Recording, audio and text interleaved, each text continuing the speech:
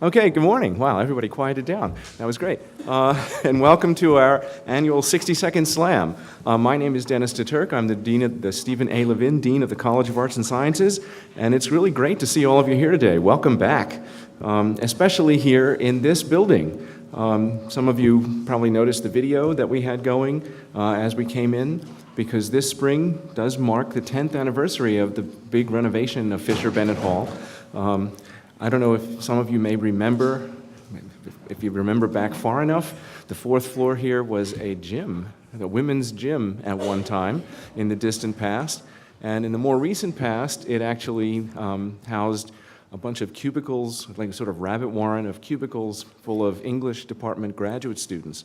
But now it's this gorgeous performance space and lecture space and teaching space. So we're really grateful that the building has come a long way and gets so much terrific use, certainly by the English department and music, but also by cinema studies, which is housed in this building, and by any number of other departments which hold classes and events and things here. So, but now to our own event. So the 60-second lecture series started around 2003. It's been a signature event here for a while. It started out actually as a fun thing to do in the summer, outdoors. And we realized pretty quickly that this was something that our entire campus community would enjoy. So we began to have two series each year, one in the fall and one in the spring. So today, we also realized that we might be able to reach out farther with these lectures, so we started to videotape them and post them online. So nowadays, you can find a library of more than 100 of them on the SAS website and also on YouTube. So that's our history, but now about today. Now today, we're doing a 60-second slam, so that means there's an element of competition. We have a team of student judges. We're sitting in the middle here, yep, who are going to evaluate each talk based on its content, delivery, and brevity. And at the end of the program, the judges will announce their winner, but we also want you to have an opportunity for your voice to be heard, so we're going to present an Audience Choice Award based on your votes. Now, at the conclusion of the talks, I'll let you know how to do that, because we're going to do that by cell phone, and there'll be detailed instructions about that. But what I thought I would do, since this is 60-second slam day, is I would start out with a lecture of my own. Now, I am not, because since I'm the dean, I am not part of the competition, so I know better than to go up against our students and some of my colleagues. So, and I am a math professor in addition to being the dean, and my talk is called Surprising Symmetry. So let's see if we're ready. Yep, okay. And it's this way. All right. Okay, so for millennia, mathematicians have become known for formulating and proving theorems, fundamental facts about geometry, algebra, and calculus, and their names have become linked with their discoveries. Theorems such as those of Fermat and Pythagoras are well known. Other mathematicians have mathematical objects such as tensors, equations, and functions named for them. But I am one of the few, if not the only mathematician to own a trick. The basis for my mathematical trick is the exploitation of symmetry to help solve systems of differential equations. Now, we're familiar with geometric symmetry when we see it, when you can transform an object by moving, reflecting, or rotating it, but some or all of its properties stay the same. Surprising symmetries occur in equations where transforming one quantity leaves a related quantity unchanged. For instance, replacing x by its reciprocal in this expression leaves it unchanged, leading us to expect that the answer to the question up there is the only number that's the same as its reciprocal, namely x equals 1. Now, algebraic symmetries of equations help physicists understand subatomic particles, and the symmetries among the solutions of an algebraic equation can lead to beautiful geometric symmetries, as in this Newton's method fractal. They also form the basis of the DeTurck trick. Now, I am an instructor, so now we're going to have a quiz. And this quiz involves something that Haydn wrote. This is called Menuet al Rovescio. from Haydn's Sonata in A major, one that he wrote as a set of 6 sonatas. And I'm going to play it for you. Now, the 2 dots, the line with the 2 dots at the end mean that this section is to be repeated. And your job is to identify the surprising symmetry.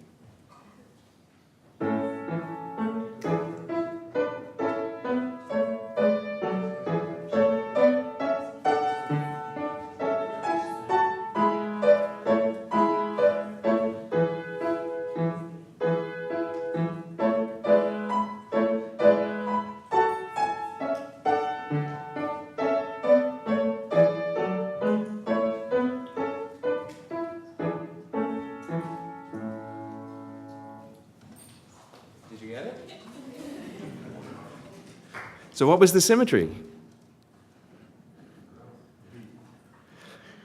When I repeated it, what happened? Yeah, we played it backwards. So Haydn wrote that, and al rovescio means in reverse. And he intended for the performer to play the section forward and then backward. And there's a second section, too, which is also played twice, once forward and once backward. So we're always looking for surprising symmetry. Okay, so now we're ready for the slam part of this. And we're going to start off with Iggy Cortez. Iggy is a PhD candidate in the history of art and cinema studies programs. He was the co-curator of the exhibition Itinerant Belongings at Penn and the Slot Foundation in Philadelphia. The exhibition featured the work of international artists responding to questions of citizenship, displacement, and migration. In his dissertation, Iggy focuses on the aesthetic, political, and ethical implications of nighttime filmmaking across a range of media. His question for us today is, what do we see when we look at the night? Please welcome Iggy Cortez. Thank you. If cinema is a medium of light, the cinematic depiction of nighttime might appear like a contradiction in terms. From analog to digital media, night images in cinema frustrate transparency, often withholding the sharp contours that organize a fully legible field of vision. This indeterminacy draws attention instead to our diminished capacity for seeing in the dark, obscuring the visibility of the world and prompting us to question the mediating terms through which that very world can be apprehended, be it our sensory faculties or our changing filmmaking technologies. By challenging our sense of optical mastery, night images invite alternative forms of world recognition and response. Their darkness blurs distinctions between bodies and their surroundings, heightening our attunement to the world's sounds and rhythms and reminding us of the mutual implication of human and animal life with environments that sustain us. This is both an ethics and an aesthetics, from the rich, dark tones of 35mm film to recent digital cameras' sensitivity to low-light conditions. Cinema's dark, nocturnal images invite us to see at a perceptual limit, not as moments of deprivation or absence, but as occasions for reflection, wonder, and dare I say, pleasure. Thank you.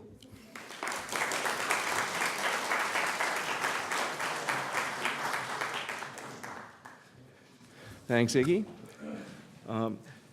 Now I'd like to introduce Gina DeCagna.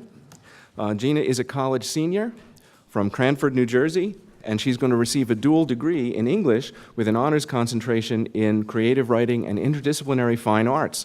She's an award-winning artist, writer, and editor, and she works with a variety of publications, books, and manuscripts across print and digital platforms.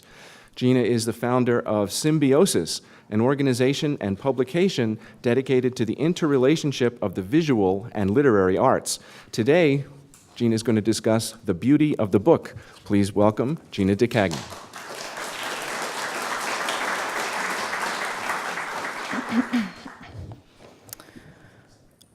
The book is a volumetric architectural medium of design and construction that serves as a significant storehouse of information. It is a cabinet of curiosities for the reader to unlock, intended for pleasurable discovery. It's important to note, however, that the book is not communicated through language alone. The placement of every image in relationship to the text of of a book affects our comprehension of that material, for example, and the disparities between the two. Other factors, like the sizes of the content pieces, the incorporation of negative versus positive space, and the sequencing or pacing in turning from verso to recto, likewise all contribute to our intellectual and emotional comprehension of that material. The book's constructive material, be it papyrus, wax tablet, calfskin, recycled tree pulp, or the touchscreen, also serves as the means for communication. We, as the audience, as receivers of books, can analyze these factors of materiality and aesthetics for an understanding of the cultural time and place.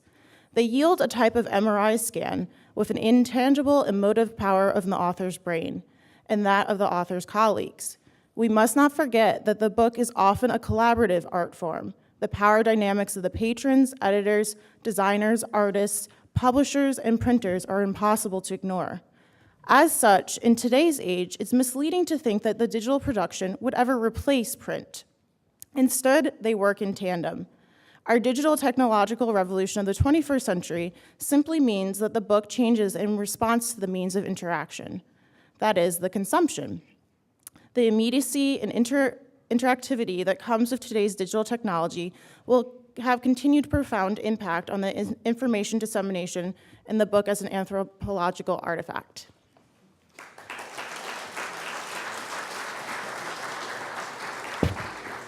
Thanks, Gina. Next, we're going to hear from Elizabeth Brannon. Elizabeth is a psychology professor who's helping to map the mind by studying how humans and non-human animals without language represent numbers. She's using behavioral techniques and functional MRI to explore the cognitive and neural underpinnings of numerical understanding. Elizabeth is currently focusing on how training the primitive number sense might facilitate mathematical abilities in children and adults. She'll speak today on, can there be thought without language? Ask a monkey or a human baby. Please welcome Elizabeth Brannon. Thanks. So what do newborn babies and monkeys have in common? Well, they're both adorable and often stinky, but that's not actually what I had in mind. For my purposes, what's important about both of them is that they lack language. And so they're both potential insights into the development and the evolution of the human mind. Now, as adult humans, you probably all have the experience that it feels like we think in prose, that our consciousness is a narrative. And in fact, the linguist Noam Chomsky believes that language emerged not for its communicative function, but actually as a guide to our internal thoughts. And the earlier linguist, Benjamin Whorf, argued that language shapes all of our thought. So if we take those ideas to the extreme, perhaps it's impossible to have a thought or an idea without language. And yet, developmental psychologists and comparative psychologists have been showing that animals and babies represent the world in surprisingly complex ways. And of course, we can't ask them how they think or how they perceive the world. So instead, we have to devise all sorts of clever experimental paradigms to gain insight into their minds. And in my own research, I've been showing that animals and babies represent number without language. So they represent, using the same system, they represent the number of things they hear, the number of things they see, and even the same brain regions they use to do this. And perhaps even more surprising, we are showing that these primitive number representations are foundational for uniquely human symbolic mathematical thought. Thank you.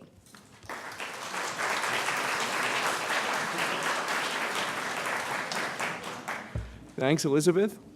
Next, I'd like to welcome Maria Murphy. Maria is a doctoral candidate in musicology. Her research examines the sonic work of Laurie Anderson, Yoko Ono, and Karen Finley in the 1980s in New York City. She's interested in how these artists used their bodies to articulate a range of fears, including censorship, war, and the AIDS epidemic.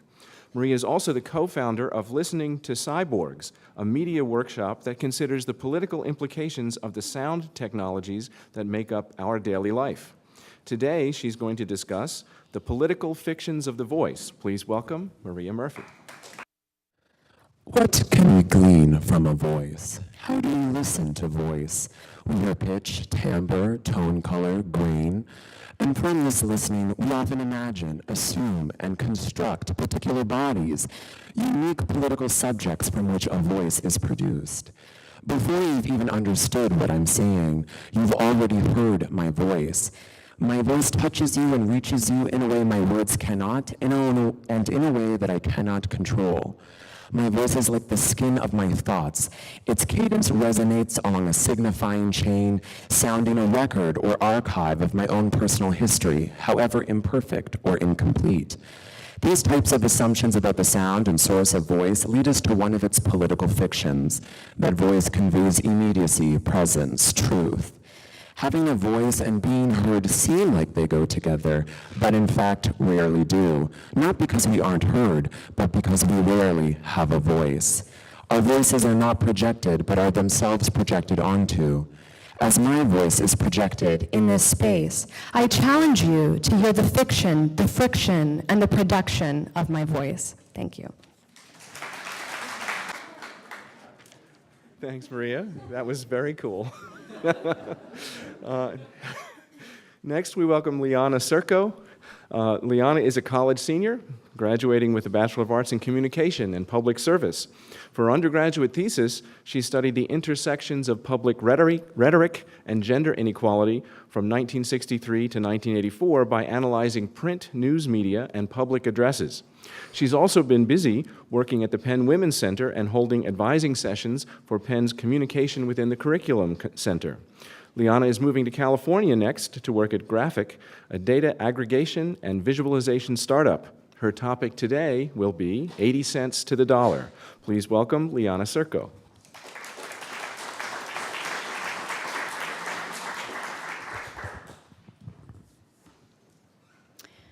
Everyone should know 3 things about the modern fight for equal pay.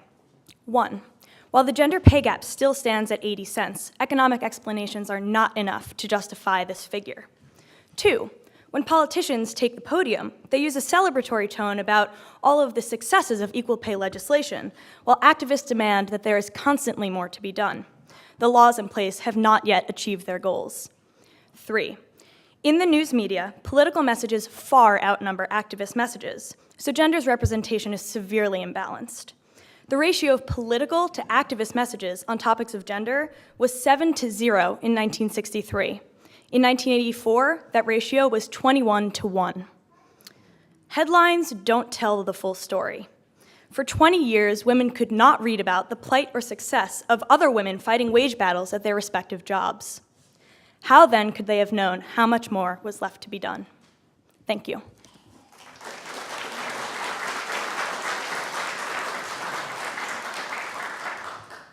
Thanks, Lianna. Next, we're going to hear from Zack Cohen. Zack is a doctoral candidate in our clinical psychology program. He's working with Rob DeRubis, the Samuel H. Preston Term Professor in the Social Sciences, to study the treatment of depression. They've developed the Personalized Advantage Index, which can weigh the multiple variables in making treatment decisions for individual patients. This June, they're going to host an international conference of experts on treatment selection here at Penn. Leading figures in psychology, psychiatry, neuroscience, statistics, and oncology will work on personalized medicine in mental health.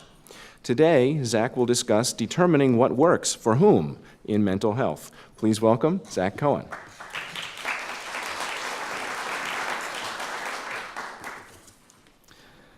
Depression is a huge issue in our community as it is around the world. In the US, 1 in every 15 people will experience depression over the course of their lifetime. Unfortunately, less than half of these individuals will get treatment. The good news is that we have treatments that work. Both pharmacological and psychological treatments have response rates around 60%, but 60% is not 100%. Many people look at this response rate and think, how can we improve existing treatments? Or how can we develop novel treatments that will improve response rates? Our lab is interested in a complementary approach. How can we determine which treatment is most likely to be optimal for a given individual?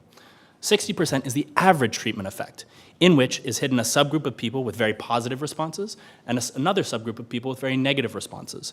If we can determine what the right treatment is for each person, we can increase response rates and improve outcomes in the existing mental health care framework.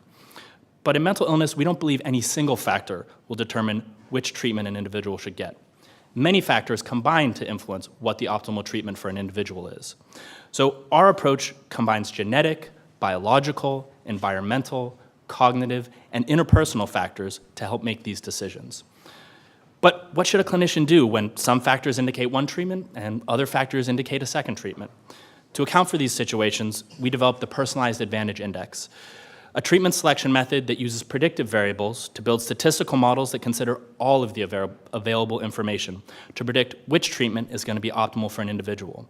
We've constructed these models for a variety of different treatment comparisons: antidepressants versus cognitive therapy for depression, which type of psychotherapy is going to be optimal for an individual, or which individuals need combined treatment with both drugs and therapy, and who can get by on antidepressants alone. We've also constructed these models in anxiety disorders and PTSD, and the next step will be to test these models prospectively, pitting them against other ways of selecting treatment, like clinical judgment or patient preference. In a few weeks, we're going to welcome 60 researchers to the University of Pennsylvania to discuss personalized medicine and mental health. Together, we hope to improve the lives of those struggling with mental illness.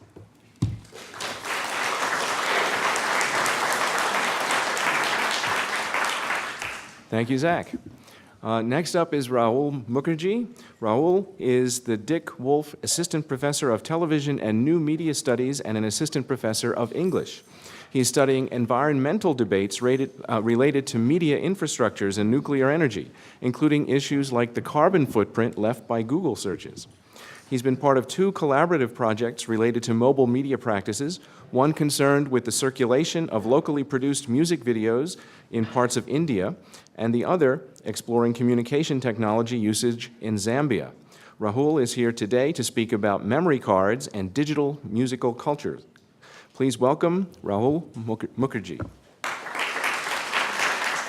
Is the digital all about the internet? I'm going to argue through my example that that is not the case. The memory card, or the micro SD card, is a key flash memory technology that supports download cultures in India, particularly in places where the bandwidth required for internet streaming is unavailable. Music enthusiasts go to download vendors who download songs and music videos onto these memory cards, which are then plugged into mobile phones or audio players like these.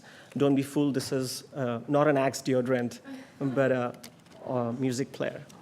There are $3 iPod knockoffs available, which support memory card-enabled music, often vernacular music in Bhojpuri and Mewati, among others. Avid listeners share their personal archive of music by exchanging memory cards. Some people wrap their memory cards in small plastic sachets and safely keep them in their shirt pockets. Digitization has led to the micromaterialization of music everywhere. That said, the MP3 phenomena plays out in different ways in different parts of the world. While mapping digital music in the United States makes us think of platforms like Napster and Spotify, and then maybe about cloud computing and server farms, the story of memory cards in the rural hinterlands of India leads to a different trajectory of informal circulation. Memory cards are contemporary digitality, a digitality which is beyond internet. Thanks.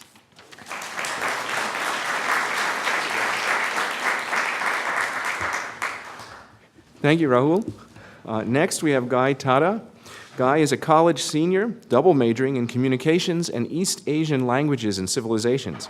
Throughout his Penn career, he's worked as a communication within the curriculum advisor and as an administrative assistant in Penn Hillel. Guy is passionate about learning about various cultures and exploring his love for the performing arts as an active member of Penn's premier South Asian fusion dance group, Penn Masti. Today, he's going to talk about stepping outside the box. Please welcome Guy Tera.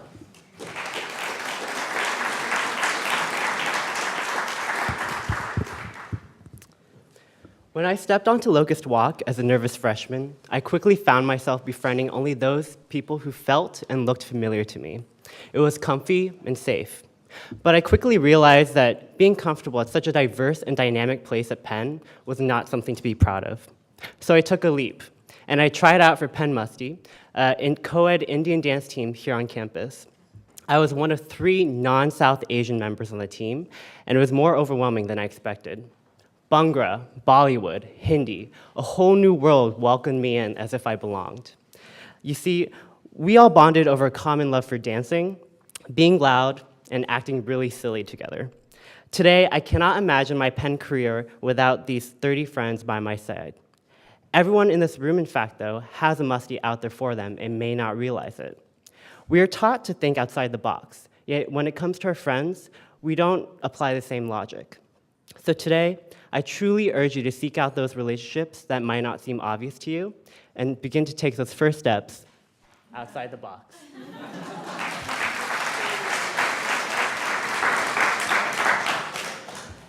Thank you, Guy. Next up, we have Michael Loebman. Mike is a junior majoring in both cinema studies and English with a concentration in creative writing.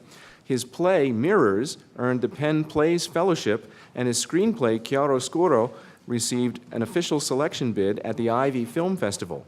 On campus, he serves as script coordinator for the student filmmaking group Bent Button Productions.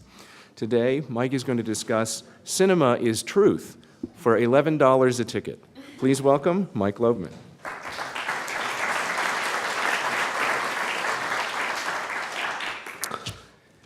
In saying cinema is truth 24 frames per second, Jean-Luc Godard reminds us that film is a series of pictures. More precisely, film is a series of pictures shown in rapid succession, giving the impression of motion. But these pictures are disappearing as films become increasingly shot and screened digitally. Moreover, films are no longer seen in theaters, at least not exclusively. Rather, they are now viewed on any device with internet access, from phones to laptops. What does film lose when transposed out of its original and intended medium and into the seas of digitization? In theaters, films are a social gathering, a collective indulgence of the human experience. Regardless of the picture quality promised by digital platforms, these glossy, private viewing experiences surrender the inherent universality of film. They lose the idea that they are life sped up to 24 frames in 1 second. Yes, cinema may be a form of truth, but it comes at the cost of a movie ticket. Thank you. Thank you, Mike. And now I'm going to welcome our last speaker of the day, Luc Moussaka. As a medical student in the Perelman School of Medicine and a PhD candidate in the history and sociology of science in arts and sciences, Luc's work relates to inequality and human well-being on a global scale. His research focuses on the political history of medicine in Southern Africa. His recent publications include articles in the Journal of Policy History, the Journal of Viral Hepatitis, and Social Science and Medicine. Today, Luc is going to speak about the other opioid crisis, how we learn to ignore untreated pain in poor countries. Please welcome Luc Moussaka. You probably know about America's crisis of opioid abuse. But do you know about my friend in Malawi who broke his femur and had no access to adequate pain relief? For millions of cancer patients and trauma victims in Africa, Asia, and Latin America, there are too few opiates. This isn't a money problem. Opiates are cheap. The problem is the fear that even necessary opiate use in poor countries will inevitably lead to abuse. For decades, the United Nations International Narcotics Control Board fueled this fear. The board threatened trade embargoes on nations that increased opiate imports, even for legitimate reasons. The board also insisted that only doctors should prescribe opiates, even in countries where doctors were scarce. Things are starting to change. In 2010, the board agreed that countries with few doctors should allow nurses to prescribe morphine. Still, each year, over 5 million terminal cancer patients die in unnecessary agony. Pain is universal, but its relief is still a function of geography. Thank you. Thanks, Luc. So that brings us to the end of the lectures, and thanks again to all our participants. I think we should give them all a round of applause. Okay. So now we're going to give our judges a couple of minutes to confer and decide on who the winner of the slam is. And if you would like to vote for the audience choice winner, the screen behind me has the screen behind me has corresponding codes for each presenter. So what you need to do is get out your cell phone and text SAS alum to the phone number 22333. That's up there too, yeah? No, yes. right at the top. So you text the message SAS alum to that number, 22333. And then it'll respond to you, and then you respond to it with your favorite presenter's code. So it's a two-step process. Okay. Before I announce the winners, I do want to mention that if our slam here has whetted your appetite for more, please visit us online to hear some more of our 60-second lecture archives. On the table out there are some bookmarks with the URLs for where you can find more of the 60-second lectures. So please take one. And now I want to thank our judges here. We have Aya, Linda, James, and Joseph, right? What happened to Linda? Yeah, okay, she had to go. Okay, so Linda's not here, but she helped. Okay, all righty. And now I'm going to let the judges announce the winner. Drum roll. Hello. So we judged based on 3 criteria, which is brevity, content, and presentation. And we want to congratulate the presenter who we think excelled in all 3 categories. So congratulations to Luke Moussaka, our 60-second slam winner.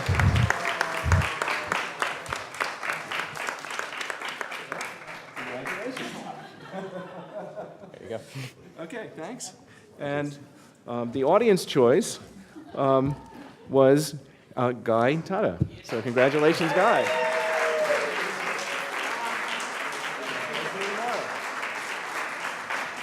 Okay. Thanks for helping, and thanks for being here, and please enjoy your weekend.